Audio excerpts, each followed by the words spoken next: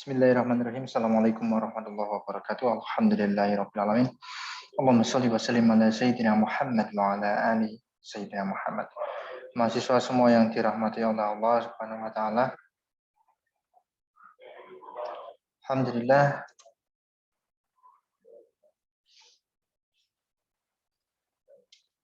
ini di dalam slide saya masih 16 nih, pertemuan 16. Jadi ini saya lakukan maju ya untuk materi melakukan deployment model. Jadi kita ini sudah masuk ke pertemuan yang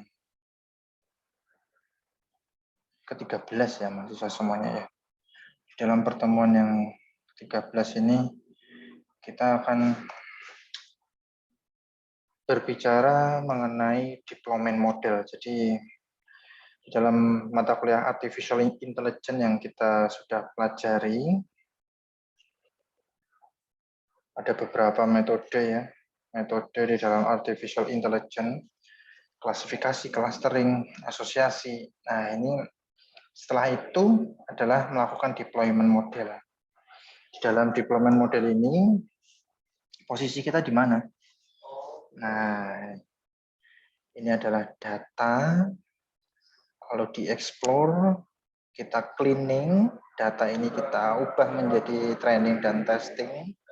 Ini adalah model engineering, di mana ada feature-feature engineering yang kemarin kita pelajari. Ada evaluasi, ada packaging. Nah, ini adalah model. Model posisi kita di sini, yang nantinya kita buat, lalu kita deploy.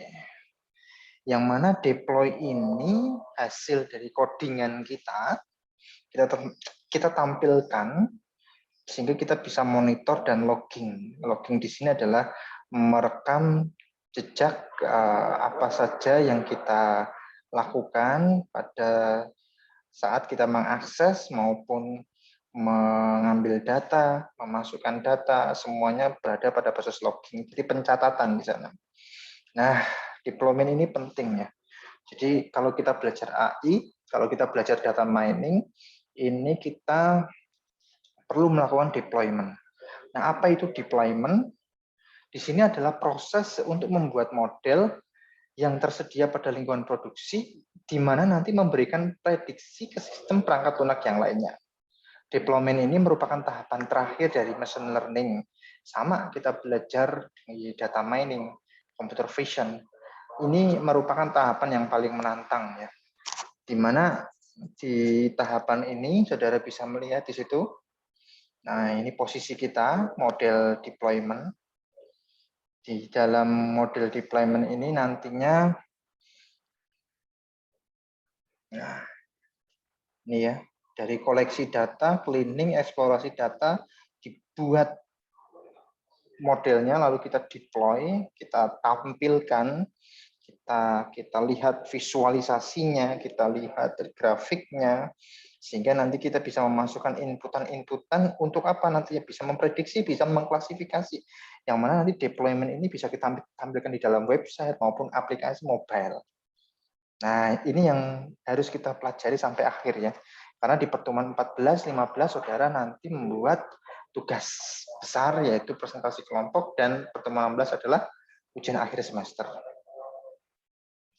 Nah, nanti untuk apa namanya pertemuan ini ya, yang saya harapkan nanti adalah nama-nama mahasiswanya ya, nama-nama anggota kelompoknya, yang nanti tema-temanya nanti dimasukkan juga, selain membuat new discussion, nama dan name, terus nama anggota kelompoknya di new discussion, juga memberikan tema apa ataupun tema presentasi apa yang nanti saudara lakukan untuk pertemuan 14 maupun pertemuan 15. 5 atau 6 kelompok pertama di pertemuan 14, 5 atau 6 kelompok kedua di pertemuan yang ke-15.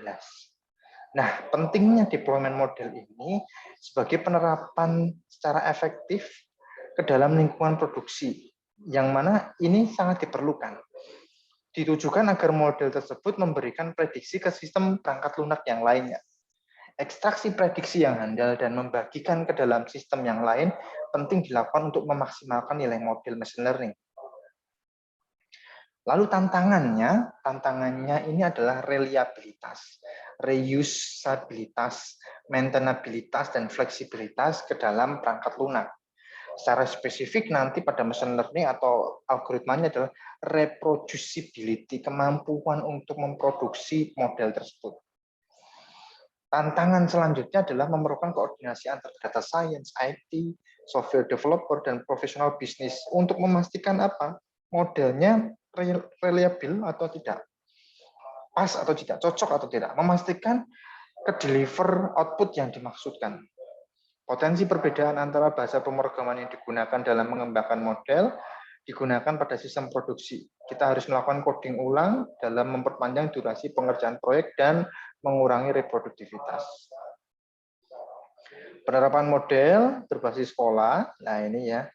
Suatu model dapat dideploy berdasarkan pola. Ada statistik dinamis pada perangkat lunak dan juga secara dinamis pada server. Di sisi user maupun servernya di sini.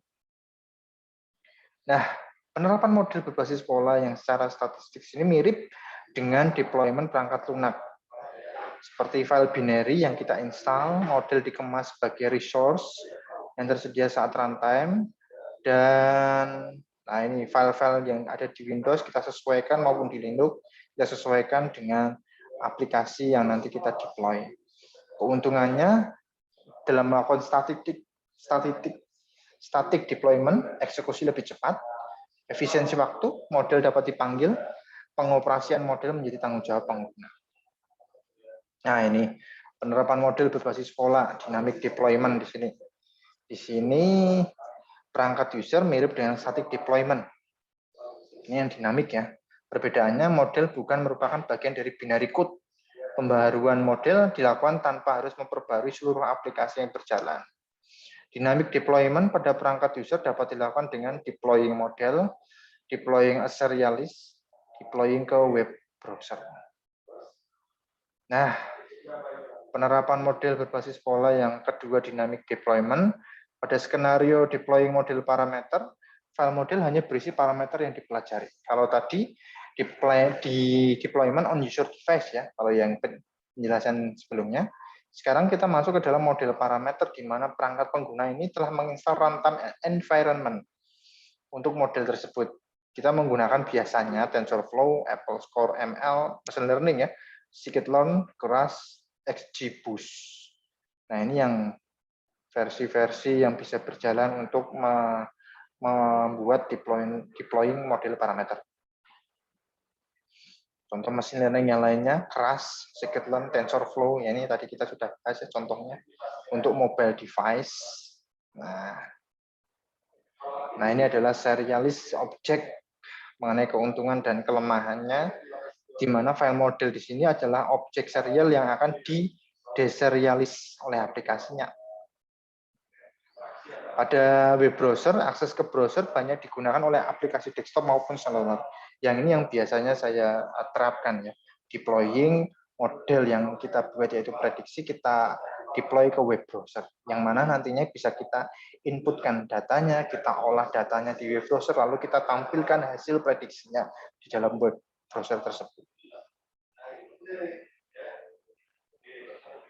Nah, biasanya ini ya, model TensorFlow di-training menggunakan Python, kemudian dideploy dan dijalankan di browser dengan runtime environment JavaScript. Nah, ini menggunakan GPU, Graphic Processing Unit, jika kita menggunakan TensorFlow.js. Kelebihan dan kekurangan bisa saudara lihat di sana, prosesnya lebih cepat jika kita menggunakan dynamic deployment pada user device. Hanya saja, biaya bandwidth-nya juga meningkat di sana. Nah, saudara bisa melihat pada sisi server, dynamic deployment pada server merupakan salah satu solusi mengatasi kekurangan pada dynamic deployment pada perangkat user. Kita tempatkan nih coding-coding kita ke dalam server, sehingga kita menyerahkan seluruh resource-nya ke dalam server tersebut untuk apa? Untuk bisa nantinya digunakan oleh user-user yang lainnya. Jadi tidak hanya kita sendiri sebagai penciptanya, tapi masyarakat luas pun atau pengembang lainnya pun juga ikut bisa mengembangkan. Ini virtual mesinnya, bisa saudara lihat. Nah, ini pada virtual mesin ya. Kalau ini pada virtual mesin yang kita gunakan contohnya apa? Contohnya adalah Google Colab, GitHub. Nah, GitHub itu juga kita bisa manfaatkan sebagai web browser ya.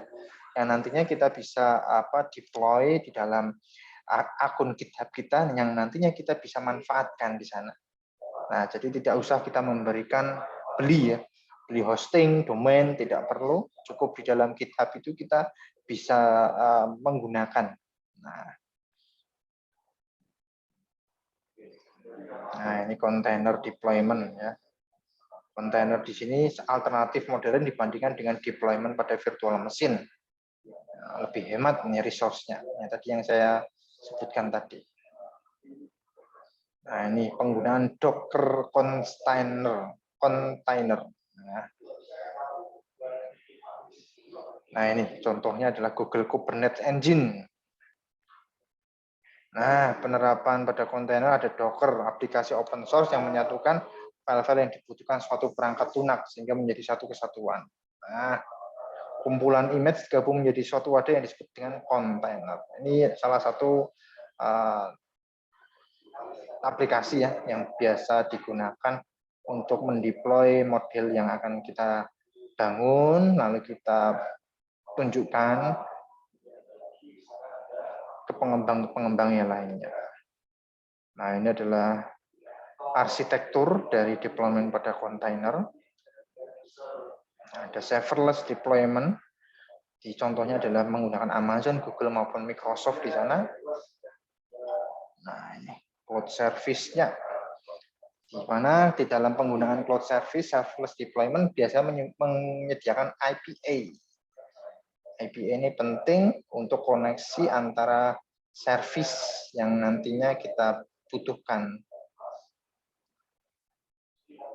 Penerapannya, nah ini adalah arsitektur dari Microsoft Azure, Google. Nah, ini yang mana kelebihan dan kekurangannya sangat-sangat bermanfaat bagi kita. Kelebihannya banyak, kekurangannya sedikit. Nah, bisa kita lihat di situ. Limitasi pada waktu eksekusi jelas, tidak tersedianya akses GPU. Nah, tapi saat ini sudah bisa ya kita menggunakan akses GPU-nya. REST IPA ini untuk model yang akan kita streaming. Nah, semua model dan code didaftarkan pada mesin pemrosesan aliran SPA namanya. Nah, ini yang mana nanti biasa kita gunakan untuk model streaming.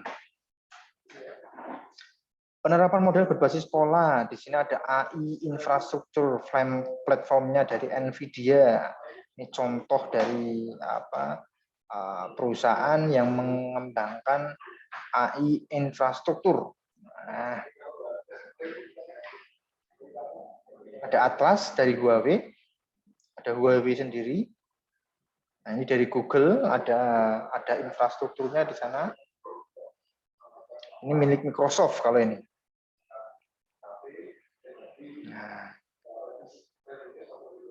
Nah, strategi-strategi dalam melakukan deployment. Yang pertama adalah computational resource, melakukan prediksi di mana ini nantinya yang akan kita lakukan dalam membuat strategi deployment. Contohnya melakukan prediksi. Inferensi, gangguan pada perangkat, di mana berbasis APPS, apps, performansi, data dengan volume besar, user tidak memiliki akses internet. Nah, ini strategi yang perlu dipikirkan dalam mendeployment. Kita menggunakan OpenVINO, Jetson Nano. Nah, ini kalau berbasis desktop ada robotik dan surveillance system.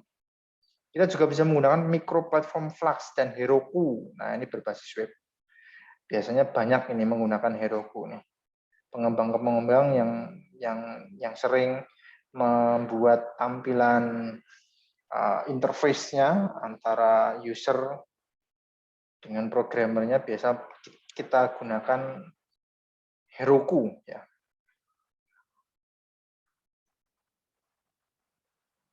Ini ada single deployment, silent deployment, ada keunggulan dan kelemahannya di sana yang nanti saudara bisa baca.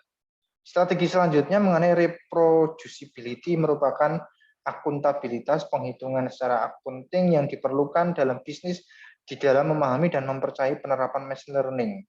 Reproducibility pada machine learning di sini untuk memberikan duplikasi model secara tepat.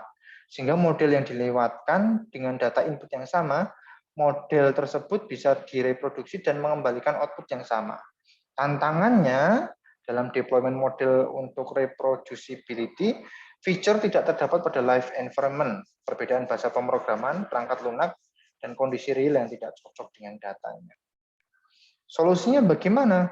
Kita harus versi perangkat lunak harus persis sama ya. Aplikasi harus mencantumkan semua dependensi library pihak ketiga, menggunakan kontainer dan perangkat, research, develop, dan deploy-nya menggunakan bahasa yang sama. Contoh di sini ada Python.